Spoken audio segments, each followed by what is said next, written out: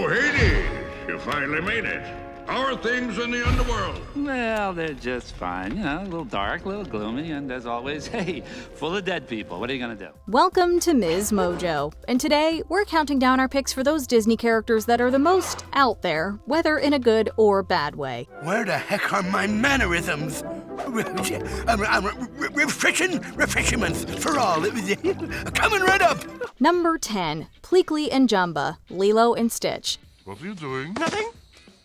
Say, I want to try it on. No!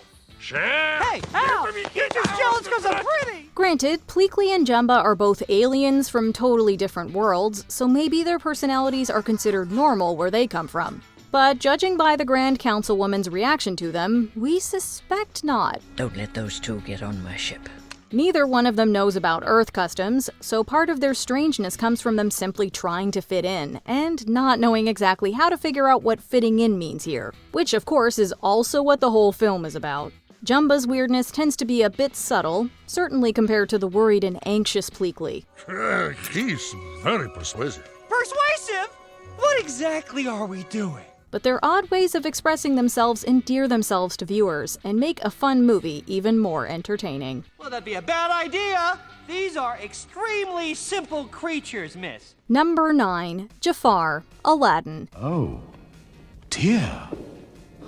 Oh, how frightfully upsetting. Had I but known. It would be easy to go with the genie for this entry. After all, he was voiced by Robin Williams, whose performances often made Unhinged an art form. Aladdin! Hello, Aladdin. Nice to have you on the show. Can we call you Al, or maybe just Din? Or how about Laddie? Sounds like, here, boy. Come on, Laddie. But we went with Jafar, perhaps because his villainy is the unhinged flip side of the genie. Jafar doesn't let his evil burst through for much of the film. Instead, he lets it boil over in smaller moments, until he's free to at last embrace his full vileness. You thought you could defeat the most powerful being on Earth. Squeeze him, Jafar, squeeze him like a...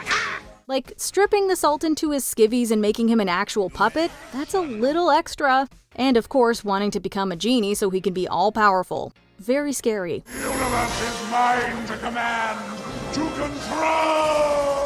Fortunately, that desire for power fittingly brings about his downfall. Number 8, Hades, Hercules. Hey, how you doing? Looking good. Nice dress. One of the things that makes Hades such a memorable villain is how he defies expectations. He is absolutely evil, but for much of the film, Hades provides great comedic moments, often due to his reactions to how his plans get foiled. I know. I got it. I got the concept. There are quite a few reasons why Hades comes all unhinged. The writing is key, of course, as the script builds in situations that get under the character's skin and justify his severe mood swings. You've got to swear she'll be safe from any harm. Fine, okay. I'll give you that one. Make it safe. Otherwise, you get your strength right back. Yada yada. Fine print, boilerplate, okay? And the animators make great choices, such as that head of flames that can change to reflect his moods. But it's the pitch-perfect performance from James Woods that ultimately makes the biggest difference. The actor makes inspired choices that are right in character, but nevertheless surprise and delight. Fine. So instead of subtracting 2 years from your sentence, hey, I'm gonna add 2 on. Number 7, Maleficent, Sleeping Beauty. Look, we've all suffered a snub that hurt or offended us, but most people get over it and move on. Well, quite a glittering assemblage, King Stephen. Well, not this evil fairy. Maleficent takes holding a grudge to a whole new level. And what's that supreme insult that ticks her off? Not getting invited to a christening. That's right, because she is not asked to celebrate the birth of Princess Aurora, she decides to basically dedicate her life to getting revenge. Before the sun sets on her 16th birthday, she shall prick her finger on the spindle of a spinning wheel. When the curse she gives as a gift gets sidetracked, she rages and rants. And even when the princess does fall under a sleeping spell, she goes to extremes to keep her asleep. Even going overboard with the thorns and ultimately turning herself into a dragon. A little perspective, maybe. Number 6, Tigger, Winnie the Pooh franchise. Hello, I'm Tigger. Okay, so some might think Unhinged is a tad harsh to describe someone as lovable as Tigger, but if in real life you had a friend who was constantly as boisterous, energetic, and off the wall as Tigger, you might think differently, no matter how much you love him. Tigger certainly never means to cause any trouble. He just simply has no concept of how wild he is compared to those around him. It's best when done by Tiggers, cause our Tiggerific figures are filled with whims and figures, and that's the thing that triggers the whoop-de-dooper, loop-de-dooper, alley-ooper bounce. That, combined with a tendency to run into things, and friends, and a habit of flying off the handle can make him a bit of a menace. But his heart is so good and his enthusiasm so catchy that he makes being unhinged very appealing, especially from a distance. Loop-de-looper, alley-ooper bounce. The whoop-de-dooper, loop-de-looper, alley-ooper bounce. Number 5. Pepa, Encanto. We don't talk about Bruno! As with Tigger, perhaps unhinged is a little much to describe Pepa, especially when she's just in a normal everyday situation. But even then, Pepa tends to be emotional and a little, or a lot, on the dramatic side. There's nothing inherently wrong with that, but when you can control the weather, and that control is influenced by your emotional state, well, things can get a bit messy. Great. Now I'm thundering, and a thunder will lead to a drizzle, and a drizzle will lead to a sprinkle. Clear skies, clear skies. With her tendency to swing between ups and downs, she can create a fair amount of trouble. But she's basically a well-intentioned and good person, just one who needs a bit more control over her emotions. We don't talk about Bruno, no, no, no. We don't talk about Bruno. Number 4. Captain Hook, Peter Pan. Obsession can be a terrible thing. Just ask Captain Hook. He is so obsessed with defeating Peter Pan that he can't really think about anything else. Lost that Peter Pan. If I could only find his hideout, I'd trap him in his lair. And we get it. Peter is the one who cut off Hook's hand and gave it to that crocodile who now wants to eat the rest of the captain. Mr. Crocodile, do you like codfish? You do? Oh, Peter, no! But Hook is stuck in an endless cycle of trying to capture and kill Peter Pan, failing and trying again. Give it to him, Captain! For that matter, Peter is stuck in it too. But Peter has other activities as well. Besides, he keeps winning, so he's fine with fighting Hook over and over. But Hook, if you're never going to succeed, it's okay to give up eventually, rather than just go off the rails. Number 3. Donald Duck, Various. Wow! It's cold outside!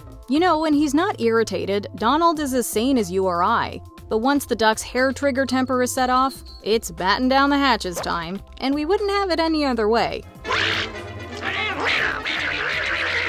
Indeed, half of the fun with a Donald cartoon is wondering what exactly is going to get under his skin and when it's going to happen. It's hard to understand him under the best of circumstances, but once he gives in to his anger, there's no deciphering the torrent of sounds that gush forth. And though he may have displayed some impressive physical comedy before, it's usually when the madness overtakes him that he hits new visual heights.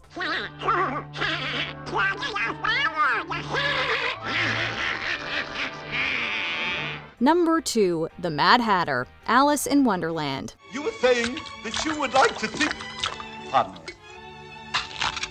So the character's name's kind of a giveaway, right? With that moniker, you don't expect him to be placid and pensive, do you? And thanks to Ed Wynn's voicing and the animator's skillful work, he delivers on that name. Where were you when this horrible crime was committed? I was home drinking tea. Today, you know, is my unbirthday. Of course, in Wonderland, practically all of the characters are at least a little mad, but few of them are as delightfully crazed as the Mad Hatter, whose tea party is far livelier than most. Granted, he's not someone you want to entrust your valuable timepieces to, and he certainly is not the best host. But for zany company that will always keep you on your toes, he's hard to beat. Don't you care for tea? Why, yes, I'm very fond of tea. Before we unveil our top pick, here are a few honorable mentions. Yzma, the Emperor's New Groove. She's vain, selfish, corrupt, and horrible at choosing henchmen. Excellent.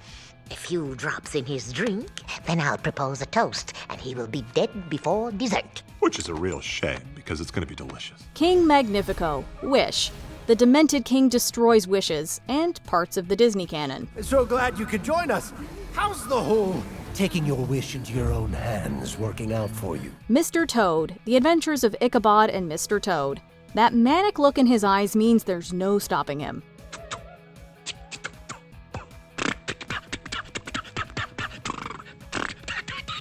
Before we continue, be sure to subscribe to our channel and ring the bell to get notified about our latest videos. You have the option to be notified for occasional videos or all of them. If you're on your phone, make sure you go into your settings and switch on notifications. Number 1. Cruella DeVille, 101 Dalmatians. Cruella DeVille, Cruella DeVille. If she doesn't scare you, no evil thing will. You don't have to be an animal lover to realize that killing 99 Dalmatian puppies just to have a fur coat is going a bit overboard, but ignoring what others think in order to get what she wants is what Cruella DeVille is all about. I don't care how you kill the little beast, but do it! And do it now! She's so over the top that it's hard to believe Anita was ever friends with her. Certainly in the present day, Cruella has no consideration for her old chum.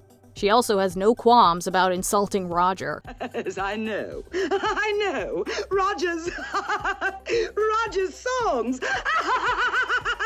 And when it looks like her plans might get derailed, she is positively psychotic. Like, who drives like that? Only someone whose grip on reality is tenuous at best. Oh, the devil take it, they're mongrels. No spots at all. What a horrid little white rat. Which unhinged characters would you most want with you in a visit to a strange and possibly dangerous new world? Let us know in the comments. Finest explorer I ever met. Preston Whitmore. Pleasure to meet you, Milo. Do you agree with our picks? Check out this other recent clip from MsMojo. And be sure to subscribe and ring the bell to be notified about our latest videos.